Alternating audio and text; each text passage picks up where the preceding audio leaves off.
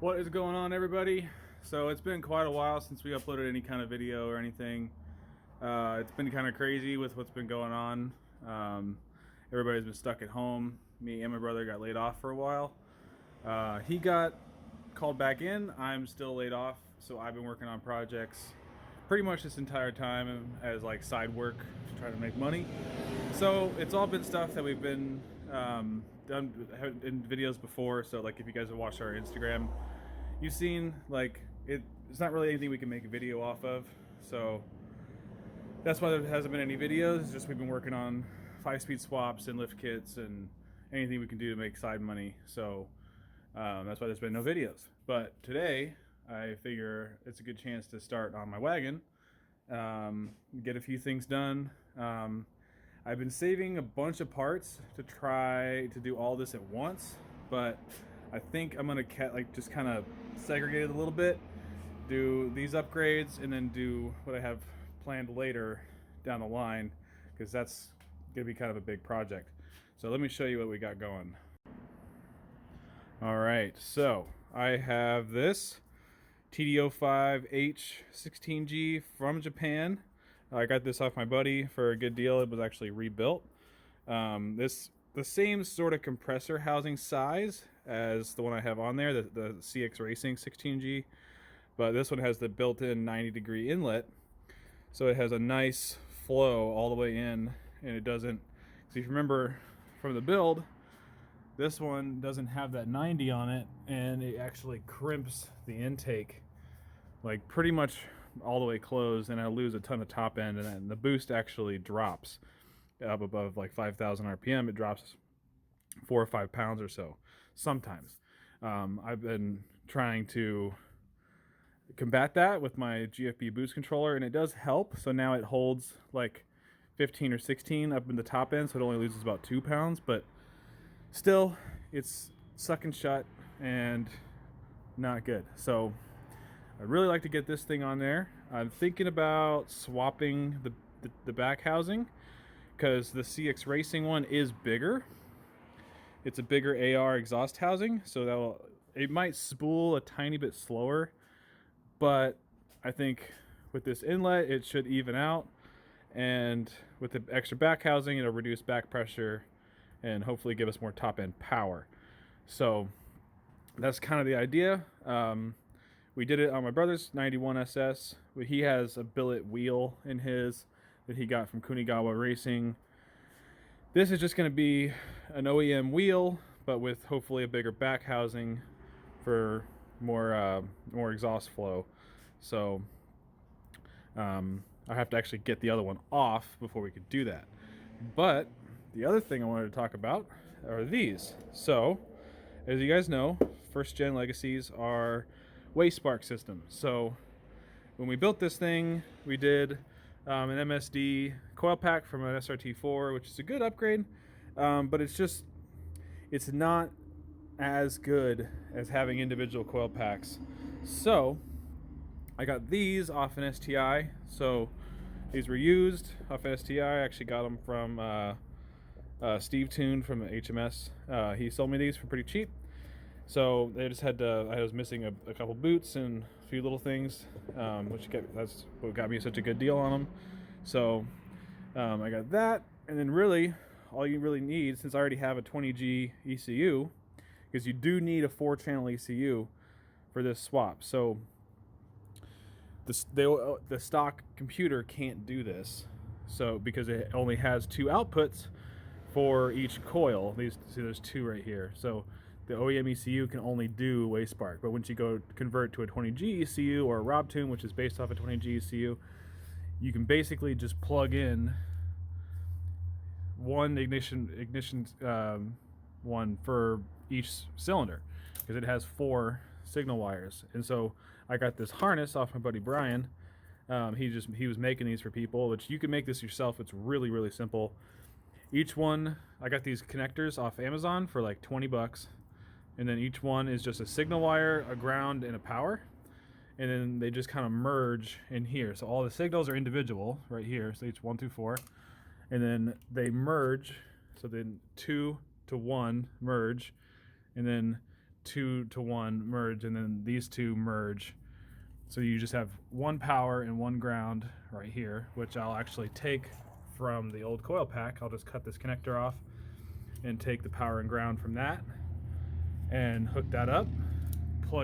Take that ignition converter out from RobTune. Take that out and just plug these in directly to the ECU. 1, 2, 3, 4. Like, it's pretty simple. And that's it. You just plug these in. I got to run this under the manifold to actually get down in there to the coils. So that's going to be the hardest part. All right, so I just pulled the intercooler off and the turbo blanket. And I noticed the first problem. So this CX Racing one, I forgot, it uses a bigger banjo bolt for the oil feed. So I believe this is a M12 by 1.25 with a 1.5 millimeter restrictor built into it.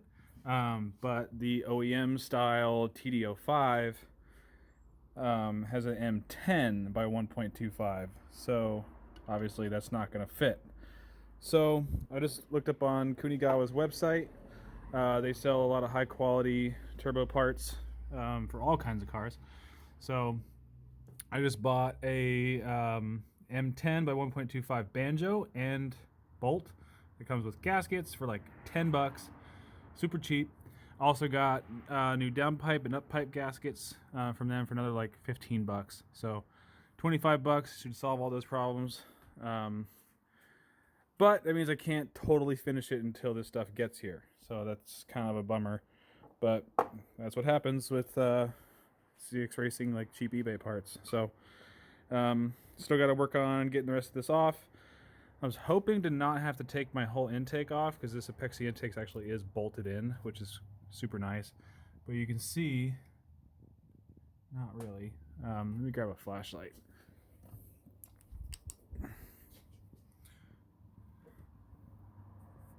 See just how restricted it is. It's like it bends it basically flat.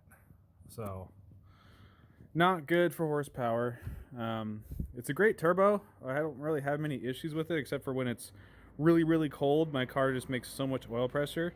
It actually does push past the seals in the turbo and it smokes a little bit if you get into boost before the car is warmed up. Not a huge deal, but it is something to note. I've heard of people having issues with the seals blowing out on these turbos, you know, but it's this one I've had it in here for 12,000 miles or so. I beat the hell out of it, and I mean it works fine. But you can see how big that exhaust housing is. So just take a look at that, compare it to that. So much bigger. The actual wheel itself is the same size. So there's no contact or anything weird like that. So I should be able to just bolt this on just to get a little more exhaust flow. All right, so I just actually pulled my intake off, pulled the spark plug wires out. So now we get to test fit one of these guys. This is what's really cool about 25D heads, is you can just pop these guys in. Oh. And they just bolt right in place, just like that. That's so sweet. All right. All right, got the turbo off. It was kind of a pain. I did notice I have an exhaust leak on this up pipe right here. This has a little lip right here where they welded it, so I need to sand that down before I put my new gasket on that to make sure that seals. By far the hardest part about getting this thing off is this nut right here and the oil drain. It's just super difficult to get to these bolts on this turbo. So, but I got this all off, so now I just need to take the exhaust housing off this. My oil drain has been leaking for a while because of how many times I've taken it on and off. So I'm gonna replace this hose with something better. I need to get my bracket for my external wastegate and take this whole bracket and swap it over to the other turbo as well as the exhaust. Thinking about painting this thing, not really sure. I don't think I have any paint that's rated high enough. I mean, it's like the best stuff I have is like 550 degrees or something, and I think I need like 2,000 for an exhaust housing like that. So probably won't paint it, but at least clean it up. This turbo's been pretty good for, I mean, the amount of abuse I put it through. It doesn't really have any shaft play or anything, but it's the serial number. Yeah, definitely a decent turbo for $250 from CX Racing. Like, don't really have any complaints, except for just the way it was packaged in here with my setup. Just didn't quite fit. You know, it just runs into the intake. So, all right, so I did a little test fit here so you can see just how much nicer that fits in here. So I'm pretty excited for that. Just the whole system is just going to work so much better. I might need to actually change this coolant feed because it's pointed the wrong way. So don't know if I can flip it around because they're kind of attached to each other. So maybe I could break them in half and flop it that way, because right now my coolant runs under there to go to my reservoir over there. So, interesting. Okay, making good progress. I got my harness right here, just ran it under the throttle body here, and I just pulled the wires out through here, and I got these all plugged in. So just bolted those in, and I have them marked, and I already traced the wires and confirmed each one of these numbers is correct.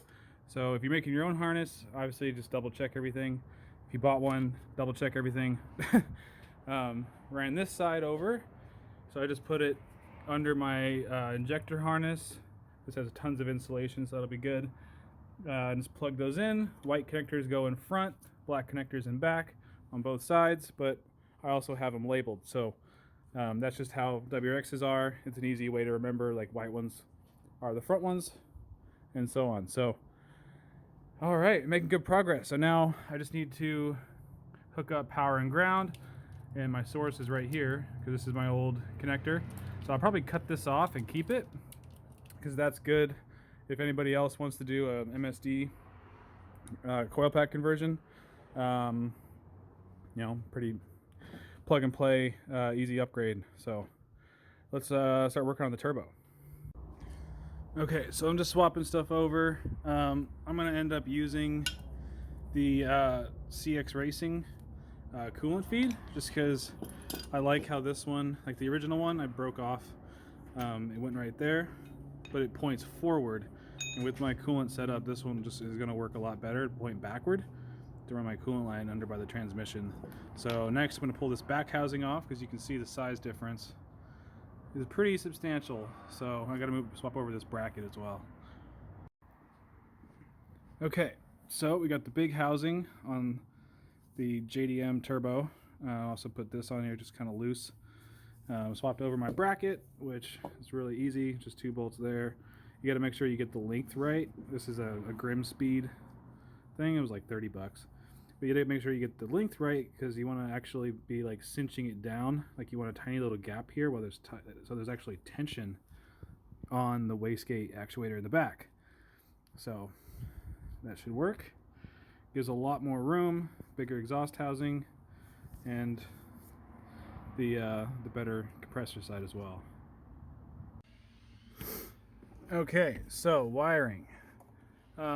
If you have a 20G ECU, it's already a 4-channel. This is basically all you got to do. So I ran my 4 ignition wires. So these are each signal wires from each coil to fire. And so I just put some ends on them that already have whatever you call them, the little pins already on them. So I just used some high quality connectors, heat shrinked them, got those all set up. I did white for the odds and black for the evens, just because I just kind of want to do that. This right here is the ECU connector. So this green box is the RobTune 4-to-2 ignition converter. So this is how you would run a Wayspark system on a 4-channel ECU. So I'm going to be getting rid of this. So this basically takes the four signal wires right there, all the green, yellow.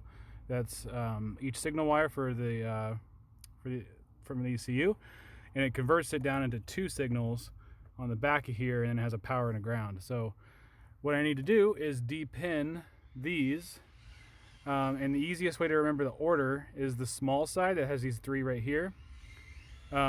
This starts with 1, so this one right here, yellow. the furthest one over is 1 and then 2, 3, 4. And that's the easiest way to remember it. If you look up the quick Google search, you can show the wiring diagrams and show that's how it's done. So I just need to lift a little pin, just pull this off, lift a little pin in there, pull them out. I'm gonna cut the power and grounds out and like heat shrink them and make sure it's not gonna touch anything.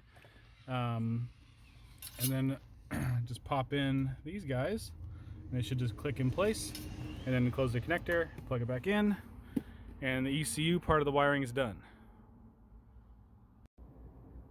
And the other part of the wiring is the actual power and ground for the coils. So this one right here is my ground wire. I got it marked ground, and this one's the power. So these all merge together just so you have two wires. So what I'm going to do is you take your connector for your coil pack, and the middle one should always be the 12-volt power, and each side one is each coil to fire, the signal wires to fire. So I'm not going to be using those two, so I'm just going to tuck those under here in case, you know, for future. I'm not going to cut them out of the harness entirely, just kind of tuck them away nice and safe, and take the power to that and hook it to my power wire here, and I can just tuck it under nice and neat.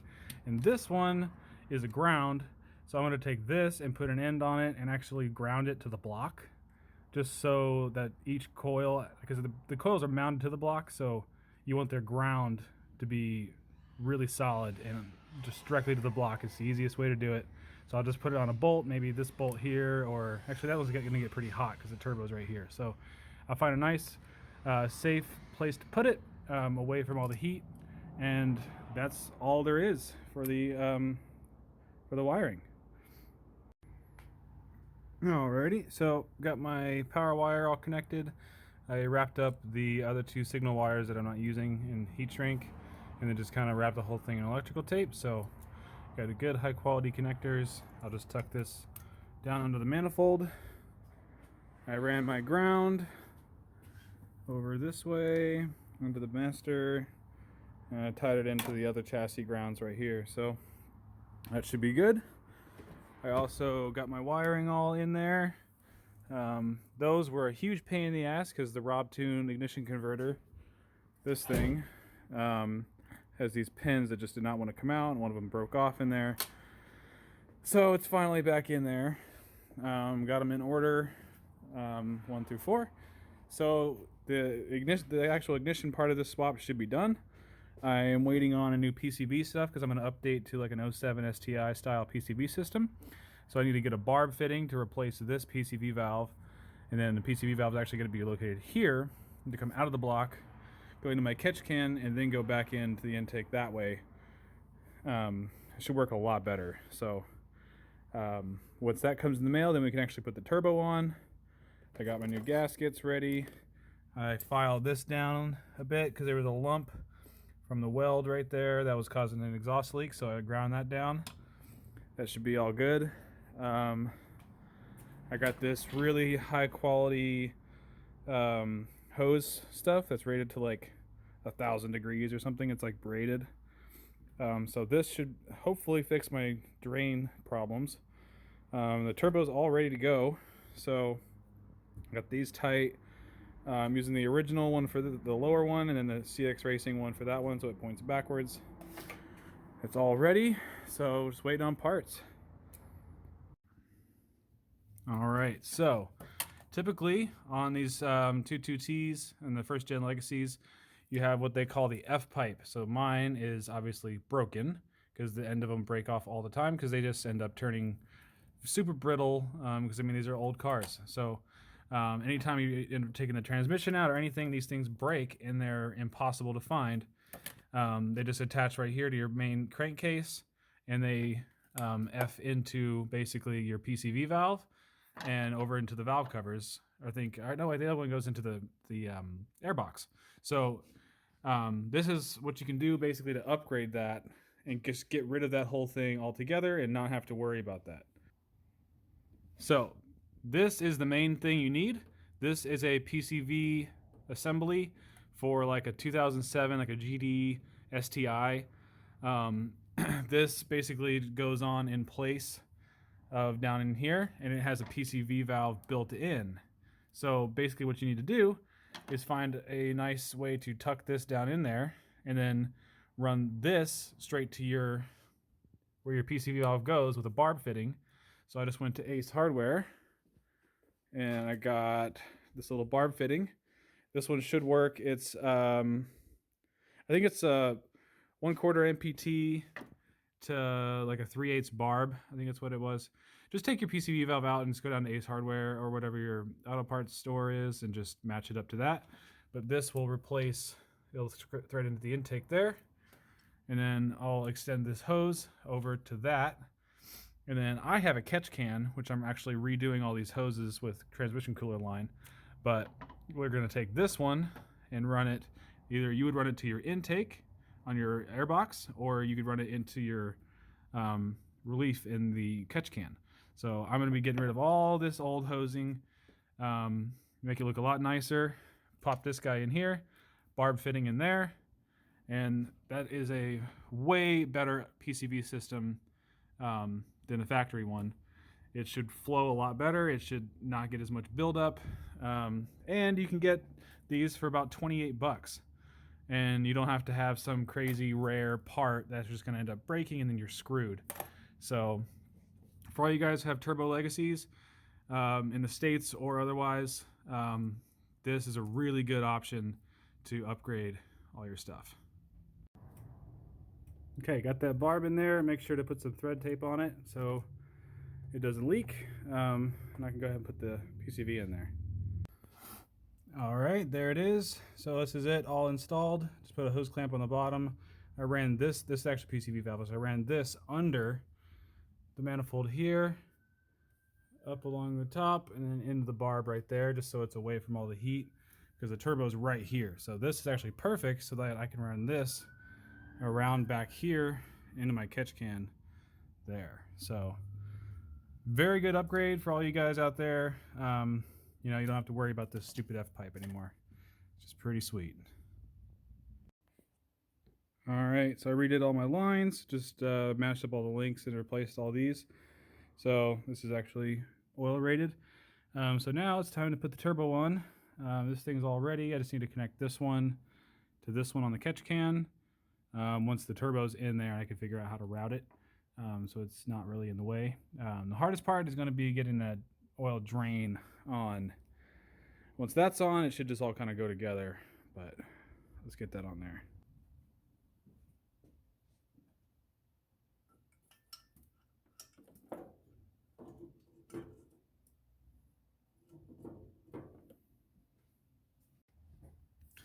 All right, I got it all bolted on. Didn't really film much of that because I'm by myself and none of those clips really made sense. So, I mean, basically putting all the bolts on. Got everything on there. I spilled a bunch of coolant everywhere. I got to tighten up my lines for the coolant feed and return stuff. This is really nice. It pokes out just right here, so I can just plug that straight into my catch can.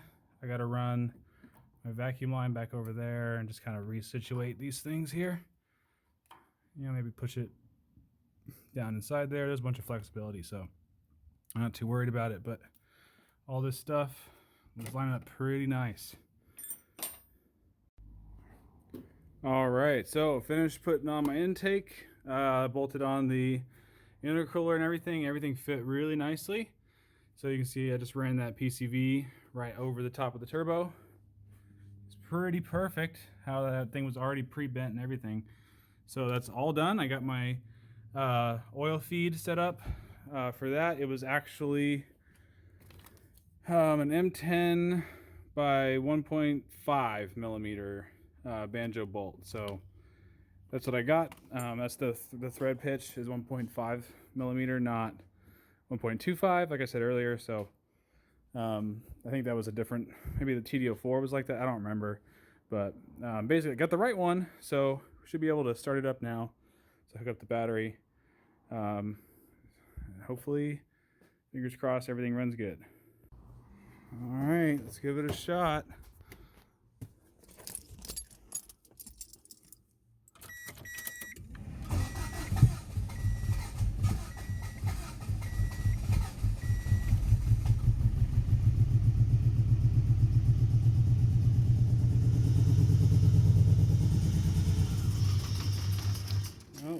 That's not good.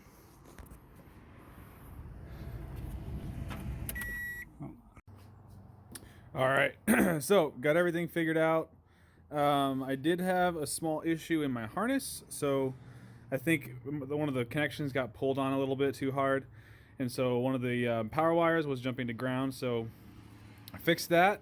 I also actually ran my own dedicated power source from a relay straight to the battery on a trigger, and so I made it all separate because I want to be able to have as much amperage to these coils as I can. So it's a nice clean way to do it. Just not use any of that factory wiring.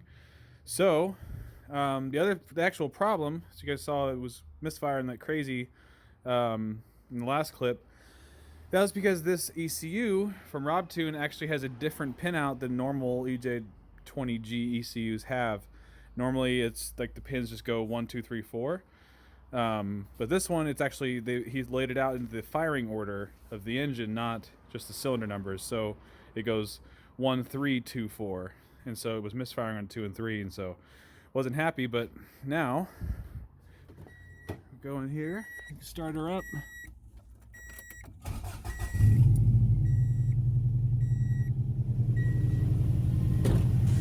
Running really good now. New turbos all in there. Everything's hooked up. I still got to bleed the coolant and everything and take her for a test drive, and also I got to let it idle so it relearns its idle position. But there she is. So I don't want to make this video too long, so I'm going to cut it off there. I'll have another separate video, so maybe some driving clips so you can hear that turbo. Also, I'm going to be making a review on this old turbo, because that's the old one that came off from CX Racing, so I want to make a video on that. But that's going to do it. That's the coil over plug conversion and new turbo. So also the PCV system. So if you guys have any questions, post them in the comments, and see you next time. Thanks for watching.